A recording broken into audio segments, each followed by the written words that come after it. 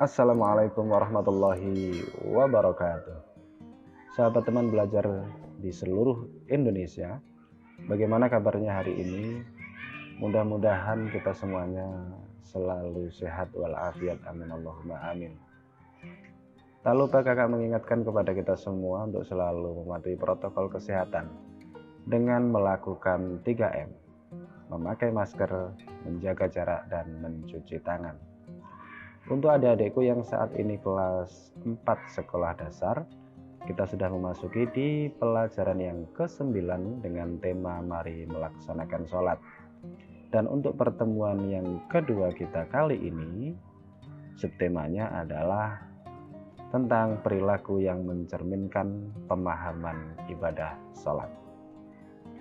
Nah, silakan disimak baik-baik videonya sampai dengan selesai. Perilaku yang mencerminkan pemahaman ibadah sholat.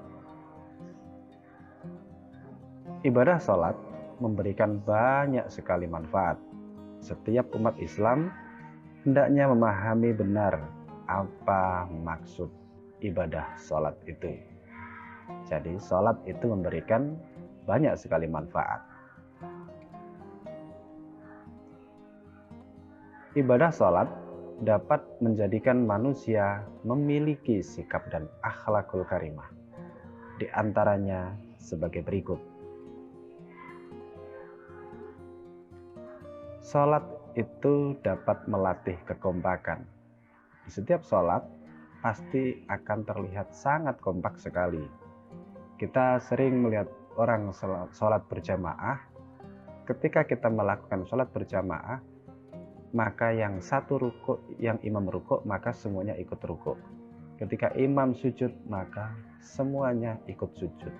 Itu artinya melatih kekompakan.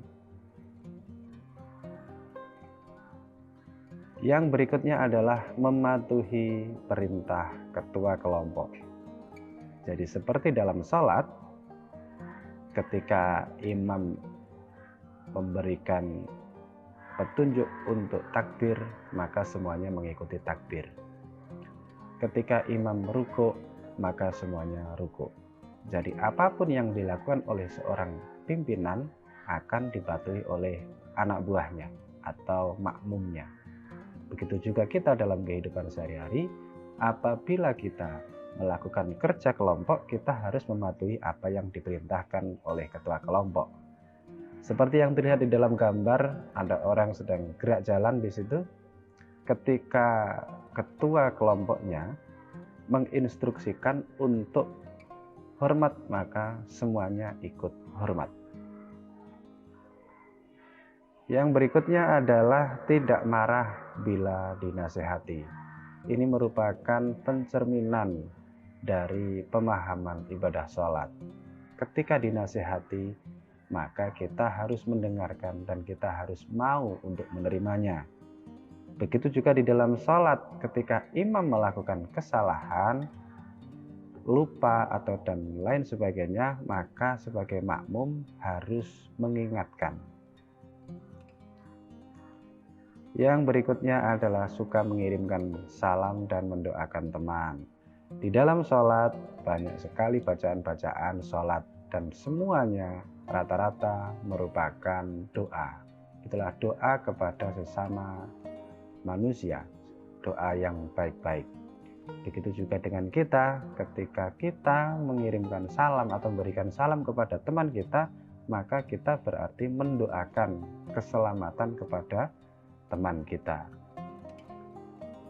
Yang berikutnya adalah menepati janji. Orang yang rajin sholat, maka dia tidak pernah ingkar janji. Bukti itu tercermin dari ketika kita sholat tepat waktu.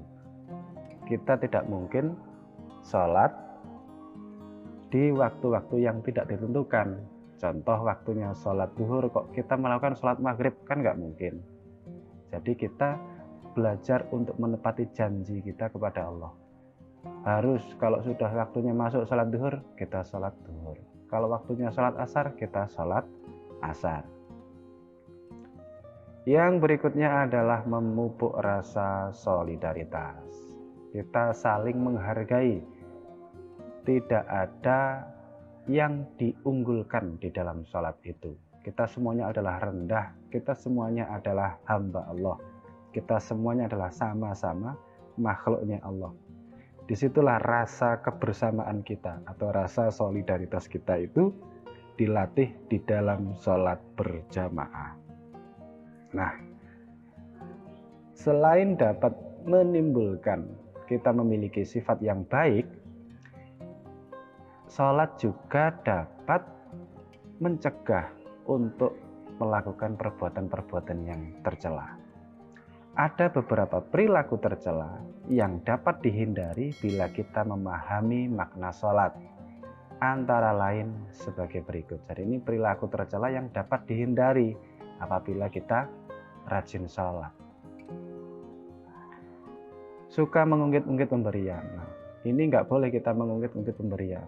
Jika kita memang benar-benar muslim yang baik, yang rajin sholat, maka kita jangan sampai mengungkit-ungkit pemberian yang telah kita berikan kepada orang lain. Contoh, kita ngasih kepada teman kita, lalu kita cerita-cerita ke semua orang. Itu kan namanya pamer, dan itu tidak baik. Itu nggak boleh.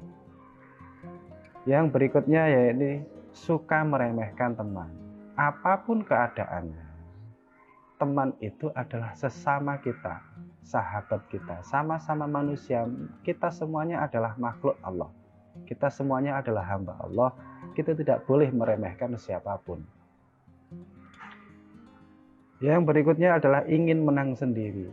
Di dalam sholat, siapakah yang harus berada di shaf paling depan atau di baris paling depan? Adalah ia yang datangnya lebih awal. Maka ia berhak untuk di depan. Bukan karena dia pejabat, lalu karena orang kaya, lalu dia di depan, meskipun datangnya belakang. Nggak bisa. Yang terdepan adalah yang datangnya lebih dulu atau lebih awal. Yang berikutnya adalah suka mencuri. Kita dilarang untuk mencuri. Jangan mencuri, perbuatan itu dilarang dan tidak diterima oleh Allah. Jika kita rajin sholat, itu tidak mungkin mencuri. Kita tidak mungkin mencuri waktu, apalagi mencuri barang. Yang berikutnya adalah sholat dapat mencegah perbuatan suka meminta-minta. Mintanya kita kepada siapa? Kalau kita minta sesuatu, kita harus minta kepada Allah. Kita merendahkan diri kita, rendahkan diri kita juga hanya di hadapan Allah, jangan di hadapan orang lain. Yang berikutnya yakni sholat dapat mencegah suka berbohong. Orang yang rajin sholat, otomatis dia akan mencegah perbuatan yang namanya berbohong. Kita jangan sekali-kali berbohong, karena berbohong itu perbuatan yang dibenci oleh Allah. Yang selanjutnya adalah suka mengganggu teman. Kita tidak boleh ketika kita sholat, biasanya adik-adik kalau bersama dengan temannya ada yang senggol-senggol, itu nggak boleh. Jangan sampai kita mengganggu teman. Kenapa? Karena di dalam sholat itu kita dilatih untuk jadi kompak, tidak mengganggu. Jadi kita sholat yang tenang, kita nggak boleh mengganggu. Begitu juga dalam kehidupan sehari-hari, dalam keadaan apapun, kita tidak boleh mengganggu teman kita. Ada teman kita belajar, kita ganggu. Ada teman kita sedang bermain, kita ganggu. Nggak boleh.